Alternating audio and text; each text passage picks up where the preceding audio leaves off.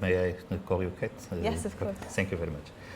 I do appreciate your availability and your willingness to make this conversation with us, to share your views and some views also of the institution you are working for on this issue of marine research and marine conservation and marine and use, the human use of the marine environment. I was given today, by your kindness, this position paper, and I would like to hear you about a number of issues that have been picked up from the caption phrases across the book. Okay. And I would start, if you agree, with one thing for our information. Yes. The European Marine Board, what is the concept of European in this instance? Because I know three concepts of European. It's European as a continent, including Norway and Italy and all in between those. Yes. I know the European Union concept. And I know the traditional concept of Europe is north from Paris and southwards is the Mediterranean, including North Africa. Okay. This European means what, please? Okay. So the European Marine Board is a very inclusive European network. So we're a primary foresight network for marine science, and we include all countries within Europe, so not just those member states, but all the associated countries as well. And we work on all of the seas and oceans around Europe to look up common priorities for marine science. So those that are of interest to all the European states, basically.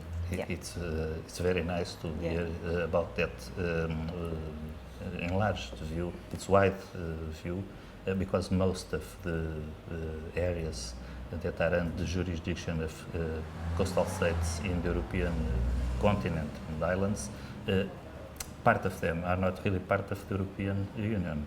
So it would be putting things smaller than they should be. Yeah. Okay. So we take the view that because the seas and oceans are all interconnected, you cannot deal with a few states and not others. And indeed, although we have a European focus of the network, we really look on a global context. So when we're talking about, say, the Mediterranean, we also need to engage, of course, with the countries in the north of Africa. If we're talking about the deep sea, which the paper is talking about, we need to also bear in mind regulations or management issues that might be relevant for Europe. We can take best practice examples from international governance, or vice versa. Maybe Europe can be a leader for some international frameworks as well. It should be. Okay. Another thing I would like to ask you about is the concept of deep sea. I heard this morning in the plenary that there is something not clear. It was our Secretary of State that put forward that question. Yes. I read somewhere here that deep sea, in the context of the European Marine Board, is deeper than 200 meters. Yes. Do you think it's enough? Is there a special reason for this depth line? What is the reason to choose 200 meters as the limit between deep and not so deep? So we gathered experts both from natural science, socioeconomics and law to have this discussion, because as the Secretary of State for the Sea of Portugal said this morning, there were so many definitions. We wanted to be clear what we should communicate to policymakers.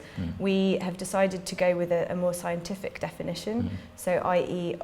Off the continental shelf, and at those depths where the photic zone, where the sunlight penetrates, starts to stop, and also where humans cannot dive deeper than 200 meters. They really need technology to access those areas. So we decided to go with this definition, but also to promote the idea that we need to look at the full deep sea system. So we're not just talking about the sea floor, which has a lot of focus because of the industry, but we need to be looking at the water above, which is all connected. So we said the definition should be those waters from 200 meters, but all the way down to the sea floor, and also below the sea floor. We shouldn't forget the geology or the of course. systems that are going on, which will influence those as well. So the idea was, yes, to have a sort of interconnected definition that policymakers should really take forward. And also from my limited knowledge on marine geology, I understand that 200 meters limit is quite adequate to address pressures, because there are some pressures that usually are in shallow water or not so deep, like oil and gas and methane gas and so, while there are others that usually go further down, like mining, deep sea mining and hydrothermal vents and also of that. So it is because of geological origin connected to the depth separation. It sounds a good choice. Okay, so I have a small vademecum here, and in your view, how is Europe positioned in deep sea research? How and where is Europe positioned? Is in the first half, in the second half, first position, last position? What is your view on that? So the experts in this European Marine Board Working Group looked at the deep sea landscape, looked at the investment into deep sea research, and they looked at the publications from European deep sea researchers as well. And they saw that Europe is a leading area for deep sea research in the world. So it's up in the top 5 of areas publishing in deep sea research. It's also very leading in technology developments. But what they did find was, although there's been a lot of commitment by both national and the European Union into marine research projects, there is at the moment a trend for publishing and funding technology and innovation of deep sea because of the commercial interest, because of the emerging industries like deep sea mining that are driving this. And there is a trend for reducing the funding for the basic research. That is very much needed still, and that Europe actually has a lot of specialists in, but we still do lack a lot of the data and the knowledge that will be needed by industry to do their environmental impact assessments, to underpin the governance, and also to just drive our understanding of the system. No, I fully agree with you, because it's something like if everybody in the trade would be investing on the old-fashioned lamps for radio and first televisions, nobody would invent ever the transistor. Exactly. So you have to go ahead of the fashion. You need to invest in fundamental research, not only on developing the product for commercial purposes. This is technology, applied technology, but it's not research in the most noble of terms. So both things are needed, but you need to make investments without being restricted to a short-term return of commercial interests. Yes, exactly. And another thing I would like to hear your view about is about the priorities of deep sea research on that concept of below 200 meters. What do you think should be addressed in the first places? So the experts looked across all of the different areas of marine research, but also looking at socioeconomics and law as well. And what they found was, we know so little about the water column and the seafloor, but let's say particularly the mesopelagic, so below 1,000 meters, you have this sort of area which is really unknown, and also the really ultra deep. So we're talking sort of below 1,000 meters, below the commercial interest of depths. We really know so little about the deep sea systems, and we're talking about understanding the whole entire system.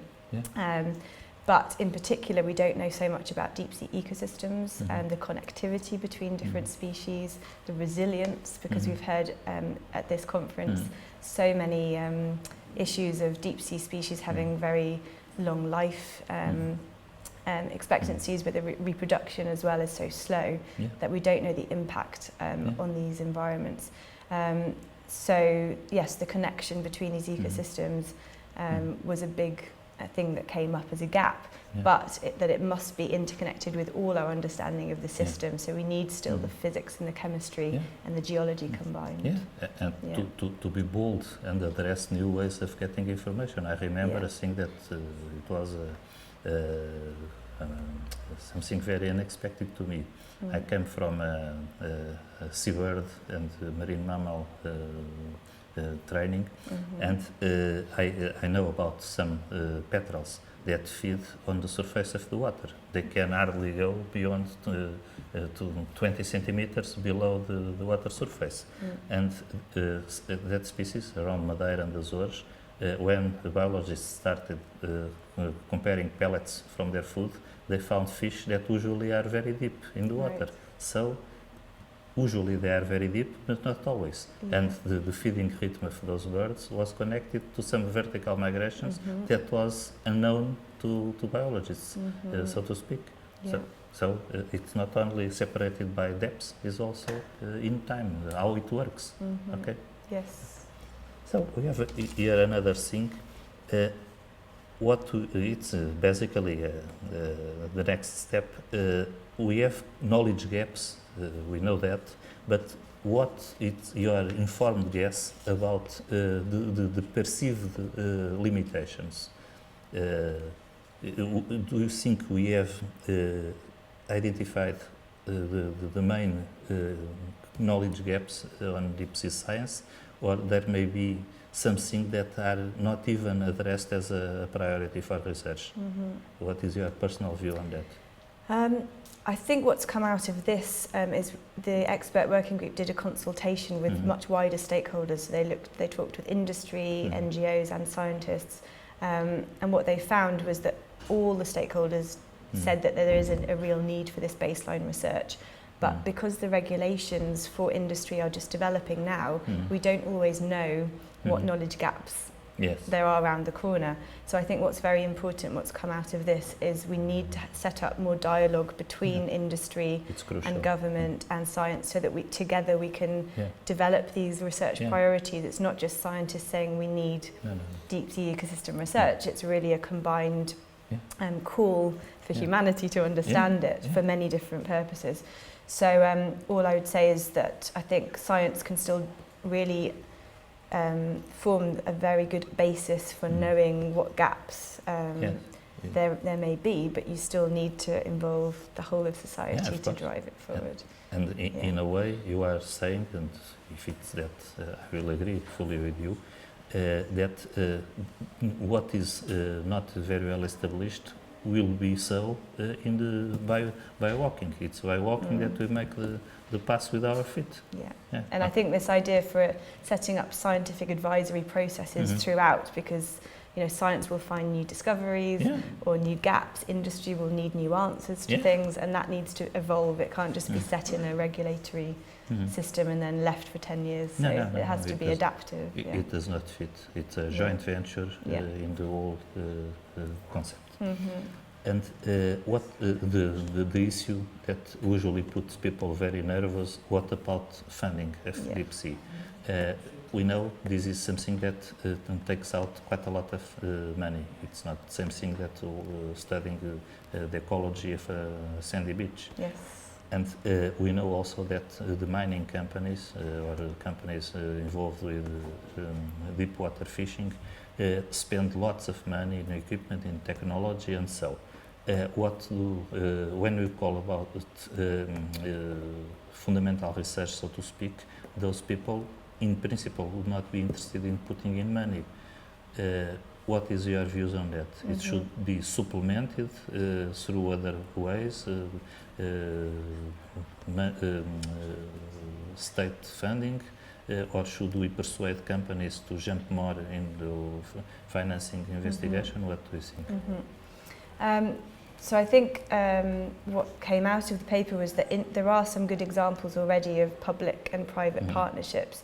So where companies are funding research cruises that are actually quite independent in their scientific findings, but there needs to be more of it, more a dialogue, and at the same time we shouldn't exclude the public funding, which is at the moment declining a lot in the basic research. We should really make people aware that we still need this basic research funded at the national and the European level from public funds, but in collaboration with industry, I'd say, Yes, of course. so that everybody is aware of the findings. It's shared costs in a sense, Yes. but in fact I feel it is not a way forward to extract money from the industry for something that they cannot see some interest even in the long run for them. They should provide ship time, sharing information or so, but not paying a ransom to scientists. It would not be adequate, and it will not serve the independence of the scientific results coming from that. I'd say for infrastructure, though, what came out of the study was, although Europe is leading scientifically on the technology side, there is a big gap in the large-scale infrastructure like research vessels and ships. There's a big demand now from industry, from governments for, say, the monitoring for the Marine Strategy Framework Directive, for ship time, and we just don't have, we have very good research vessels in Europe, but we don't have the size of fleet that is required really in order to conduct all of this research, so that did come out. It would be a sort of reconversion of the fleet, instead of having a huge fleet for industrial fishing, or like it was unfortunately many decades in the past in military ship, now we should have some kind of fleet for scientific ships, in a sense. And another issue that is very important from our perspective, how do you think about this crucial issue of overcoming a fragment regime of governance? Because it's very nice to have knowledge, it's very nice to have commercial interests for those who have that, but about governance, how do you feel we should put up an overcoming fragmented regime of governance? How can we improve on this? What's your view on that? I think there are a lot of different initiatives, global, sort of international level, European, regional and national, but I think the role of science in all of this is to make sure that we're represented on all of those agendas so that we can make the science the driver in all of it, because too often you have compartmentalization of the legal frameworks, and actually we're talking about the connected oceans. So what we need is the scientists to explain how interconnected these are, and whether you're talking about a country's exclusive economic zone or in an area beyond the national jurisdiction, we should be aware how the environment is working and the science that's needed. And I think if the science can become one of the drivers, it will actually, you'll help overcome a lot of these barriers and the dialogues. This paper did not review fully all of the legal systems, but it did show the fragmentation, as you said, of all of the systems, and also the lack of scientific representation on some of the technical committees, say of the ISA, that could be enhanced. I am fully aware of this, of that, and I think it should be a prime investment for multinational, so to speak, essay to make better governance of oceans. And so I would put another thing about the recommendations that we include here. You have already mentioned promoting cross-disciplinary research to address complex deep sea challenge, of course, and innovative funding mechanisms to address knowledge gaps. You have already mentioned that, making a deal with industry and with the civil society, with the wide public. Is that so, or would you like to put something more on this issue? Firstly, in terms of public money, there is a drive to work together and coordinate across Europe. So we have these joint programming initiatives, and the joint programming initiative for healthy seas and oceans is driving forward initiatives for the deep sea. So they have a deep sea pilot action, and that is really helping countries work together with common resources to go and explore maybe an international area in the deep sea that has an interest for the whole of Europe. And then in terms of citizen science, we're engaging the public. That has it's going to have a really good benefit if we can make society more ocean literate and really value their deep sea, because the deep sea has so many ecosystem services, goods, values that are beyond economics. Yeah, of course. And a lot of the public are captured by the imagination of the deep sea, but they don't connect with their everyday lives. So there's a job to do there. And the deep sea is where lives everything that we do not know, but we are afraid of, in a sense. Yeah. And this is also where we come to deep sea literacy. Yes. We are trying to foster that with this SOPHIA project. And you have also been publishing quite a number of things and putting forward quite a lot of information, and it's a job that is never ended. We should go further on that pathway. And we have here, just to finish, 2 points that have the utmost importance, but would be, in my view, quite difficult, maybe the more difficult to put together, is transparency and open data access. And the other thing is appropriate governance. Appropriate governance is what produces good results. And between the national egoisms and also the traditional way of putting directives, maybe we'll have to find out something that is more appropriate. I don't know. We have we should have an open mind. My view on this is when Captain Cook arrived in the Pacific, with good maps, precise navigation and modern technology by the time, he found most of those islands that were already inhabited by people that arrived there other way, with different boats, with different maps, but they have arrived there. So we can reach the same place, the same goal, normally, usually, using different technologies. And within an European scale, we must be very aware of that and be able to learn from both sides on this issue. It is not saying we are doing better or worse, but we should join efforts and have an open mind talk on this. And transparency, it's my final question to you, if you agree. We have an European directive, Inspire. I do not know the minute details, but it puts the obligation to make publicly available data coming from public funded projects. Yes. Are we going to get something similar or even remotely similar to that for things that have not been financed by public money? Data from companies, so to promote transparency. Do you think it should come, it should not come, it's coming? Well, there is indeed a wealth of data in the private sector that is not yet released. And I think this part of this process that we did at the Marine Board was talking with all the industries and making them aware of the fact that this baseline data is so much needed by society in general. So I think the message and the communication needs to go to industry that what they collect has a greater value beyond their commercial interests. And maybe there needs to be regulations that after a certain period of time, when they have their licenses in place, they do make those data available.